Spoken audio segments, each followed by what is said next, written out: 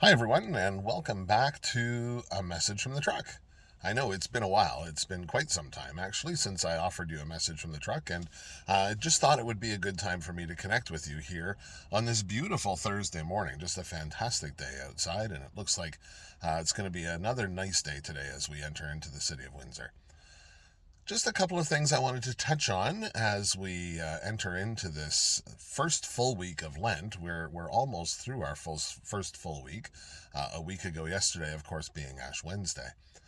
As we enter into this time, there's a couple of things I wanted to share. First of all, just a reminder that we are gathering for in-person worship at 9 a.m. on Sundays. There's no need to pre-register. You don't have to call in, but we are restricted on space, so please make sure that you get here in lots of time to be able to find a seat. We will continue to maintain our 6-foot safety distances, and we will continue to mask as we offer our worship to God on Sunday mornings at 9 a.m. Of course, Jonathan's with us then as well, so we get that gift of music to share. The other thing I wanted to talk about is an issue that has come up here in our community. As you may or may not be aware, we have some folks who are living in their vehicles parked in our parking lot here at St. Augustine. Now, a lot of folks have asked me for an update on the situation and an update on how things are going with these folks.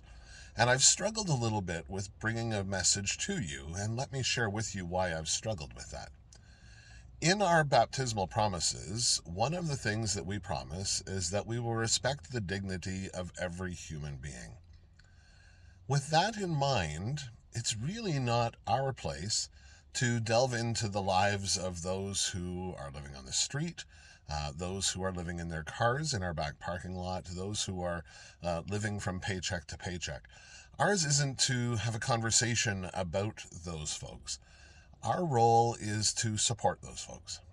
So I just want to share really briefly with you what's going on with our folks without getting into too much detail. So at this point, the only thing that they have asked from us at this point is a place to park their cars. They haven't asked to come into our building. They haven't asked us to step up and offer any specific meals or specific support of any sort. Right now, they are plugged into our hydro so that they're able to keep their vehicles warm without having to run their vehicles all night, which is good for the environment and also good for the folks in the neighborhood who won't have reason to complain about cars idling in the parking lot all night and that kind of thing.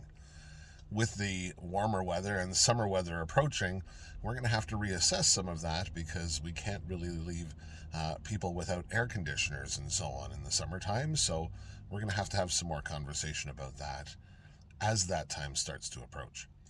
Right now, that community is being fed on a regular basis by the Feeding Riverside Facebook group. If you're wanting to find them, they're easy to find.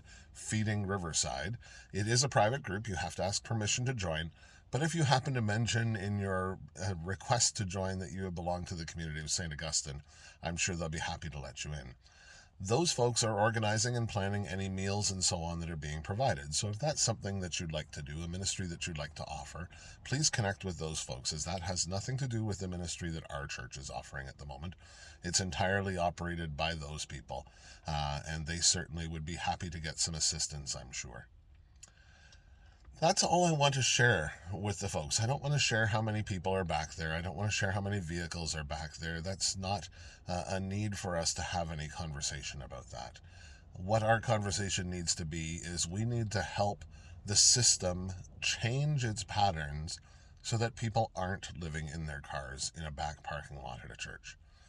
Our goal is to inspire politicians, inspire change within our social services, inspire change in so many different ways that are necessary for this community.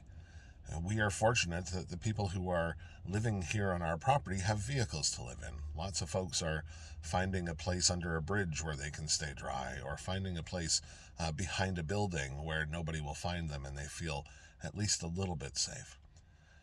As we continue down this journey, unfortunately, as the cost of living increases, more and more people are going to have trouble meeting their means. And we need to be able to respond to that, and more importantly, we need to be the advocates for those people.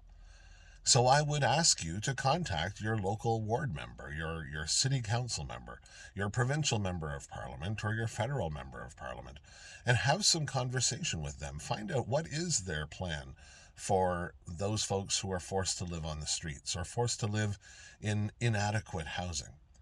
There's an election coming up in June. This is going to be an issue, and I think we need to, as the Christian church, force this into an issue.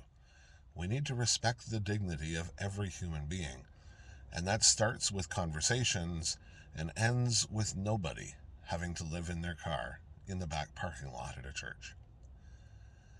Fortunately, for now, I'm able to spend just a little bit of time in the truck as I send this message to you.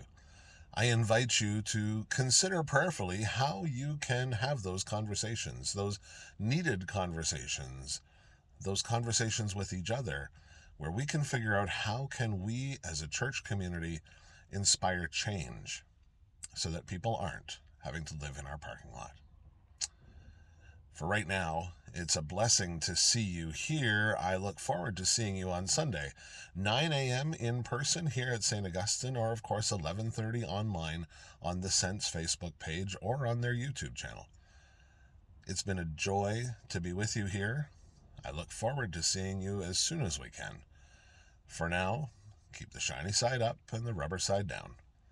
Blessings to you from the truck. Bye for now.